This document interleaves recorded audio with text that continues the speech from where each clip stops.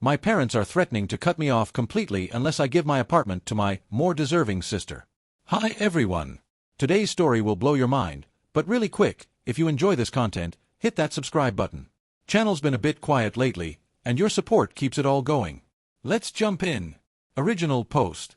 I'm 27M and I need advice because I'm in a situation that's tearing me apart. My parents have given me an ultimatum that I never saw coming, and I'm honestly lost about what to do. For context, I work as a software engineer and have been living in a one-bedroom apartment in downtown Portland for the past 3 years. I love this place. It's in a great neighborhood, close to work, and I've put a lot of time and money into making it feel like home. The rent is $1,800 a month, which is reasonable for the area, and I've never missed a payment. My sister Jessica is 25F and has been struggling financially for the past year. She graduated college with a degree in art history and has been working part-time at a coffee shop while trying to find herself as an artist. She's been living at home with our parents, but apparently that arrangement isn't working out anymore. Here's where it gets complicated. Last month, my parents sat me down and told me that Jessica needs my apartment more than I do. Their reasoning is that she's an artist who needs space to create, and my apartment has better natural light than their house. They also said that since I'm making good money, I can easily afford to find somewhere else to live. I was shocked. I told them that I'm not planning to move, and that Jessica can look for her own place like any other adult. That's when they dropped the bomb. They said if I don't give Jessica my apartment, they'll cut me off completely. No more family dinners, no more holidays, no more contact. They said I'd be choosing an apartment over family. The thing is, this isn't just about the apartment. It's about a pattern I've been seeing my whole life. Jessica has always been the golden child. When she wanted to go to an expensive private college, they paid for it without question. When I wanted to go to the same school, they told me to take out loans because boys need to learn responsibility. When she crashed her car, they bought her a new one. When I needed a car, they told me to save up and buy my own. I've worked hard to get where I am. I studied computer science, worked internships, and built my career from the ground up. I pay all my own bills, never ask them for money, and I've been completely independent since I graduated. Jessica, on the other hand, has been living rent-free at home for 2 years while working part-time and expecting everything to be handed to her. My parents are saying that I should help family, and that I'm being selfish and ungrateful. They keep emphasizing that Jessica is struggling, and that I should be a good brother and give her this opportunity. They even said that Jessica has already started looking at furniture for my apartment. I'm torn because I don't want to lose my family, but I also don't want to be manipulated into giving up something I've worked hard for. I feel like if I give in now, they'll just expect me to bail Jessica out every time she needs something. But the thought of them cutting me off completely is terrifying. My girlfriend Emily thinks I should stand my ground. She says my parents are being manipulative and that this is emotional blackmail. She pointed out that Jessica is a grown adult who should be responsible for her own housing situation. But part of me wonders if I'm being too stubborn. Maybe I am being selfish. I keep going back and forth. On one hand, it's just an apartment. On the other hand, it's my apartment that I pay for with my money. And why should I have to uproot my life because Jessica can't get her act together? The worst part is the time pressure. They want an answer by this weekend, and they've made it clear that if I say no, they're done with me. They said Jessica has already given notice at her job and is planning to move out of their house next month, so I need to make a decision fast. I love my family, but I feel like I'm being backed into a corner. How do I handle this without losing them forever? Is there a way to compromise, or am I really being as selfish as they say? Any advice would be appreciated. I'm meeting with them tomorrow to give my final answer, and I honestly don't know what I'm going to say. Update 1. 1 week later. I can't believe I'm writing this update, but here we are. I told my parents no, and they've completely followed through on their threat to cut me off. For those who commented on my original post, thank you for the support. Reading your responses helped me realize that I was being manipulated, and that giving in would only make things worse in the long run. I decided to stand my ground. The meeting with my parents went exactly as badly as I expected. I sat them down and calmly explained that I wouldn't be giving Jessica my apartment. I told them that I understood they wanted to help her, but that she needed to find her own place like any other adult. I suggested that if they were so concerned about her living situation, they could help her with a security deposit or co-sign a lease. My father immediately started yelling. He called me selfish, ungrateful, and said I was abandoning family when they needed me most. My mother just sat there crying, saying she was disappointed and that she didn't raise me to be this way. Jessica wasn't there, but I could hear her in the background on the phone with someone, probably complaining about me. I tried to stay calm and explain my position, but they weren't having it. My father said I had made my choice and that I was no longer welcome in their home. My mother said she hoped I was happy living my selfish little life, and that I would regret this decision. They told me to leave and not come back. That was a week ago. Since then, they've blocked me on all social media, and my calls go straight to voicemail. I've tried texting, but I get no response. It's like I don't exist anymore. But it gets worse. Apparently, they've been calling other family members and telling them their version of the story. According to them, I'm a heartless son who won't help his struggling sister even though I have plenty of money. They've conveniently left out the part about Jessica being 25 and capable of finding her own place. My aunt called me yesterday, and she was furious. She said she couldn't believe I would throw away family over an apartment. She said Jessica was devastated, and that my parents were heartbroken. When I tried to explain my side, she cut me off and said I was making excuses. My cousin sent me a text saying I was dead to the family, and that I should be ashamed of myself. Even my grandmother, who I've always been close to, hasn't returned my calls. I'm starting to think they've poisoned the whole family against me. The hardest part is wondering if I made the right choice. I keep second-guessing myself, especially when I'm alone in my apartment, the same apartment that caused this whole mess. Sometimes I think maybe I should have just given it to Jessica to keep the peace. But then I remember that this isn't really about the apartment. It's about them expecting me to sacrifice my own well-being for Jessica's convenience. Emily has been amazing through all of this. She keeps reminding me that I'm not responsible for Jessica's life choices, and that my parents are the ones who chose to cut me off. She's right, but it still hurts. I never imagined my own family would disown me over something like this. The strangest part is that I actually feel relieved in some ways. I don't have to walk on eggshells anymore or worry about being asked to fix Jessica's problems. I don't have to listen to my parents complain about how I'm not doing enough for the family. But the guilt is still there, and I miss them. I've been thinking about reaching out one more time, maybe writing a letter explaining everything clearly. But I'm worried that it would just give them more ammunition to use against me. Plus, I don't want to look desperate or like I'm backing down from my decision. For now, I'm focusing on work and trying to build a life that doesn't revolve around my family's drama. Emily and I have been talking about maybe moving in together, which would actually save us both money. It's funny how things work out sometimes. I know this update probably sounds depressing, but I wanted to share what happened in case anyone else is dealing with similar family manipulation.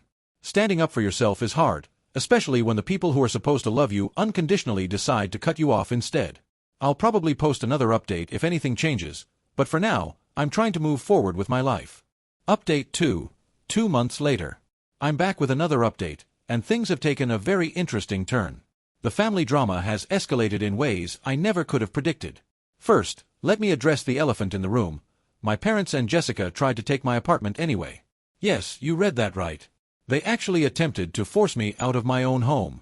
It started about 3 weeks ago when my landlord called me at work. He said he'd received some concerning calls from people claiming to be my family members. According to him, my parents had called the property management company and told them I was having a mental health crisis, and that they needed to gain access to my apartment to help me. They told the landlord that I had become unstable and was making poor decisions that were putting me in danger. They said they were worried about my safety and needed to intervene. The landlord was confused because I'd never shown any signs of distress, and my rent was always paid on time. When the landlord refused to give them access, my parents escalated. They called back and claimed they had power of attorney over my affairs and that I was incapacitated. They even said they were planning to move me out of the apartment for my own good. My landlord, thankfully, was smart enough to smell bullshit. He called me directly to verify the story before doing anything. I immediately told him that my parents were lying, that I was fine, and that this was part of ongoing family harassment. I also told him that under no circumstances should he give them access to my apartment or any information about my lease. But the craziest part was yet to come. Last Saturday morning, I woke up to pounding on my door. When I looked through the peephole, I saw Jessica standing there with 2 guys I didn't recognize. She was holding a set of keys and looked like she was about to let herself in. I opened the door with the chain still on and asked what she was doing. She said, as casually as if she was commenting on the weather, that she was moving in, and that our parents had worked everything out with the landlord. She said I needed to pack my things and leave because the apartment was hers now. I told her she was insane and that she needed to leave immediately. That's when she held up the keys and said she had gotten them from the property manager. She tried to push past me, but I kept the chain on and told her I was calling the police. She started screaming at me through the door, saying I was stealing her apartment and that I was a selfish asshole who was ruining her life. The two guys with her, who I later found out were friends she'd convinced to help her move, just stood there looking uncomfortable. I called the police, and while I was on the phone, Jessica started pounding on the door and threatening to break it down. She was completely unhinged, screaming about how the apartment was legally hers and that I was trespassing in her home. When the cops arrived, Jessica immediately switched tactics. She started crying and telling them that I was her brother who had stolen her apartment and was refusing to let her move into her own home. She showed them the keys and said she had permission to be there. The officers asked me for my side of the story, and I showed them my lease, my ID, and my rental payment history. I explained that Jessica had never been on the lease, had never paid rent, and had no legal right to be there. I also told them about the ongoing family harassment and the fake calls to my landlord. It turns out the keys Jessica had were fake. She had somehow gotten blanks made that looked like my apartment keys, but they didn't actually work. She had been planning to bluff her way in and then claim she had always lived there. When that didn't work, she was going to try to force her way in and then call the police herself, claiming I was the one who didn't belong there. The police told Jessica she needed to leave immediately or she would be arrested for trespassing and attempted breaking and entering. She started crying and claiming she was homeless because of me, but they weren't buying it. They escorted her and her friends off the property and told them not to come back. After they left, I called my landlord and told him what had happened. He was furious and said he would be implementing additional security measures. He also told me that if my family continued to harass the property management company, he would consider it grounds for legal action against them. The aftermath has been wild. My parents have been calling and texting me non-stop, alternating between threats and fake apologies. They're saying that Jessica is devastated and that I'm destroying the family. They've also been telling people that I had Jessica arrested, which isn't true. She was just escorted off the property. The extended family drama has gotten worse too. My aunt sent me a long email saying I was heartless and that I should be ashamed of how I treated my desperate sister. She said the whole family was disgusted with me and that I was no longer welcome at family gatherings. But here's the thing, I'm actually feeling better than I have in months.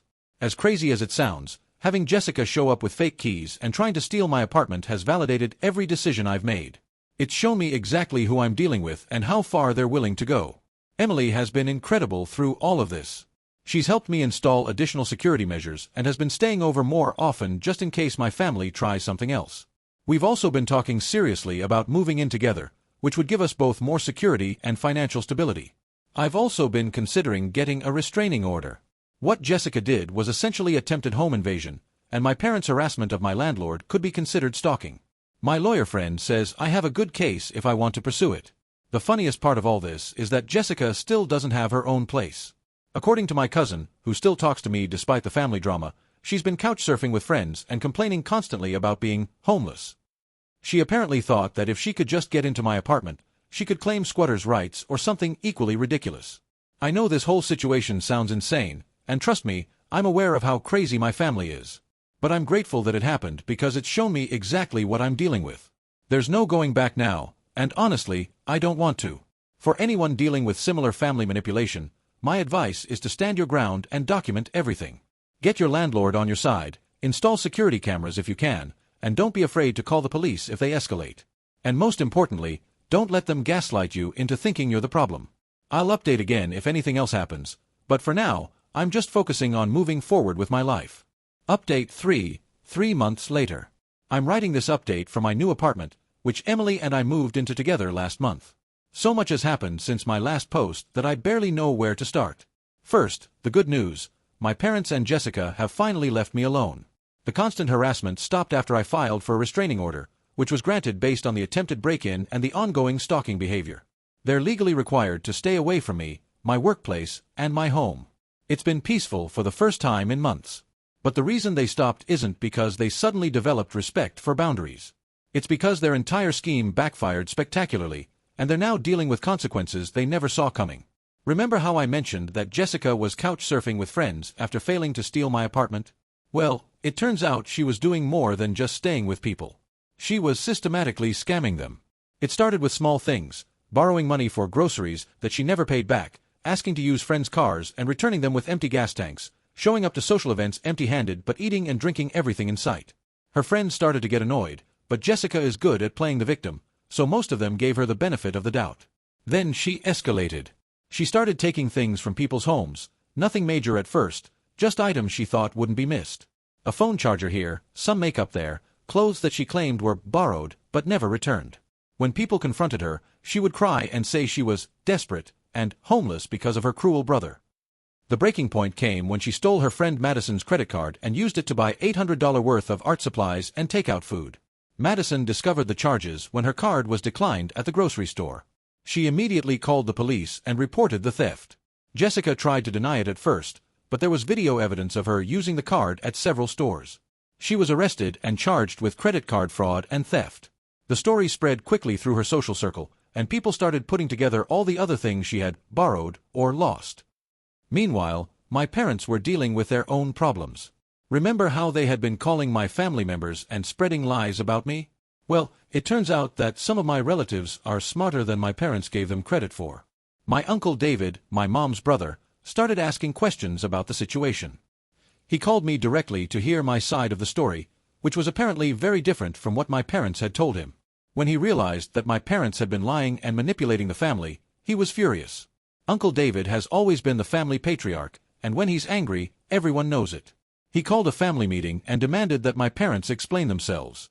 When they couldn't provide a reasonable explanation for why I should give up my apartment to Jessica, he started digging deeper into their finances. It turns out that my parents aren't as financially stable as they pretend to be. They've been living paycheck to paycheck for years, and their plan was to move Jessica into my apartment so they could turn her childhood bedroom into a home office that my dad could use for his consulting business, which doesn't actually exist. They had also been planning to use Jessica's rent money, which would have come from the part-time job she quit, to help pay their mortgage. Essentially, they were trying to solve their financial problems by forcing me to subsidize their lifestyle. Uncle David was disgusted. He told the rest of the family what was really going on, and the tide turned very quickly. The same relatives who had been calling me selfish and ungrateful suddenly started reaching out to apologize. They realized they had been manipulated and used as weapons against me. My grandmother called me last week. She was crying and apologizing for not returning my calls. She said she had only heard my parents' version of events and that she felt terrible for believing their lies. She asked if I would come visit her, and I said yes.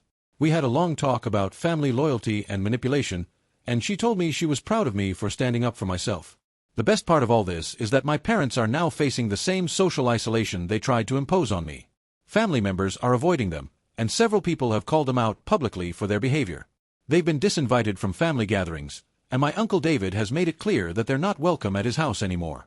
Jessica, meanwhile, is in jail waiting for her court date. She tried to call me collect from jail, but I didn't accept the charges. I heard through the grapevine that she's been trying to get money for bail from various family members, but nobody is willing to help her anymore. My parents tried to guilt-trip people into bailing her out, but Uncle David shut that down fast. He said that Jessica needed to face the consequences of her actions and that bailing her out would just enable her to continue stealing and lying. As for me, I'm doing better than ever. Emily and I love living together, and our relationship has grown stronger through this whole ordeal. She's seen me at my lowest point and has been nothing but supportive. We're even talking about getting engaged next year. I've also been going to therapy to work through the family trauma and manipulation. My therapist has helped me realize that my parents have been using me as a scapegoat for years, and that their behavior was never about love or family, it was about control and convenience. The most important thing I've learned is that family isn't just about blood. The people who truly love you will support your decisions even when they don't understand them. They won't try to manipulate you into giving up your security and happiness for someone else's benefit. I know some people might think I should reconcile with my parents, but I'm not ready for that. Maybe someday, if they acknowledge what they did and make genuine changes, we can have a relationship again. But for now, I'm focusing on building a life with people who actually care about me. To anyone dealing with similar family manipulation, it gets better. Standing up for yourself is scary, but the alternative is worse. Don't let anyone convince you that you're obligated to set yourself on fire to keep someone else warm, even if they're family. I'll probably write one more update in a few months to let you know how things are going, but for now, I'm just enjoying the peace and quiet. Final update, 6 months later. I'm writing what I hope will be my final update on this situation. It's been 6 months since I refused to give Jessica my apartment, and my life has completely transformed. First, the legal stuff. Jessica was convicted of credit card fraud and sentenced to 6 months in jail plus 2 years of probation. She has to pay restitution to Madison and complete community service. The judge was not sympathetic to her desperate circumstances defense, especially after it came out that she had been stealing from multiple people over several months. My parents tried to hire a lawyer to get the charges dropped, but they couldn't afford a good one, and the evidence was overwhelming. Jessica's conviction made the local news because it was part of a larger story about millennial financial entitlement that went viral. The article included details about her attempt to steal my apartment, which was humiliating for my parents. Jessica was released from jail last month, but she's not doing well. She moved back in with my parents and is working at a fast food restaurant to pay her restitution. According to my cousin, she's bitter and angry, blaming everyone but herself for her situation. She apparently still thinks I should have given her my apartment and that everything that happened is my fault. My parents have tried to reach out to me several times, but their attempts at reconciliation have been pathetic. They sent me a card on my birthday with a note saying they miss me and hope we can work things out. There was no apology, no acknowledgement of what they did wrong, just a generic message about family being important. I didn't respond to the card, and I don't plan to. My therapist has helped me understand that people like my parents don't actually change. They just get better at hiding their manipulation. Any reconciliation would just be an opportunity for them to try to control me again. The family dynamics have completely shifted. Uncle David has essentially become the family patriarch, and he's made it clear that my parents are no longer welcome at major family events. My grandmother invited me to Thanksgiving last year, and it was the first family gathering I'd attended in months. My parents weren't there, but Jessica was, and she spent the entire time glaring at me and making passive-aggressive comments. It was uncomfortable, but I realized something important. I didn't care anymore. Jessica's anger couldn't hurt me because I had stopped caring about her approval. Same with my parents. Their opinion of me had become irrelevant to my happiness. The best news is that Emily and I got engaged last month. I proposed at the apartment that started this whole mess, the same place Jessica tried to steal from me. It felt like a perfect way to reclaim that space and make it about love instead of conflict. We're planning a small wedding next year, and we've decided not to invite my parents or Jessica. Some people think that's harsh, but I don't want my wedding day to be about managing their drama. I want it to be about celebrating the life Emily and I have built together. Financially, I'm doing better than ever. Not having to worry about family emergencies or being guilt into helping Jessica has allowed me to focus on my career and savings. I got a promotion at work, partly because I'm less stressed and more focused without the constant family drama. Emily and I are also looking at buying a house together. We've been saving aggressively, and we should be able to make a down payment by next year. It's amazing how much money you can save when you're not being emotionally blackmailed into financing other people's poor decisions. I've also maintained the relationships with family members who matter.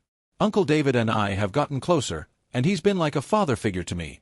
My grandmother and I talk regularly, and she's planning to walk me down the aisle at my wedding. These relationships have shown me what healthy family dynamics look like. The most surprising development has been my relationship with my cousin Michael. He initially sided with my parents during the original conflict, but he reached out to me a few months ago to apologize. He said he had been dealing with his own family manipulation and realized that he had been wrong to judge me. Michael and I have been working on rebuilding our relationship, and he's become one of my closest friends. He's also helped me understand that several other family members have been dealing with similar manipulation from various relatives. There's apparently a pattern of entitlement and financial abuse in my family that goes back generations. Looking back on everything that happened, I have no regrets about my decision. Yes, it was painful to lose my parents and Jessica, but I gained something much more valuable: self-respect and the knowledge that I won't be manipulated or controlled by anyone. The apartment that caused all this drama is now just a place where Emily and I lived for a while.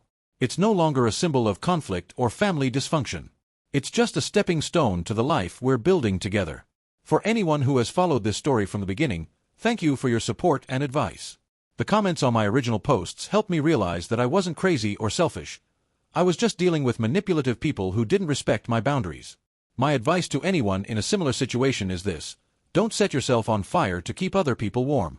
Family relationships should be based on mutual respect and love, not obligation and manipulation. If someone tries to guilt you into sacrificing your well-being for their convenience, they don't actually love you, they just want to use you. It's been a difficult journey, but I'm happier now than I've ever been. I have a career I love, a fiancé who supports me, and a chosen family that respects my boundaries. That's worth more than any manipulative biological family relationship. This will be my last update on this situation. I'm ready to close this chapter of my life and focus on the future. Thank you again to everyone who supported me through this process. You helped me realize that I deserved better, and I'm grateful for that. The apartment drama is over. The real life can begin.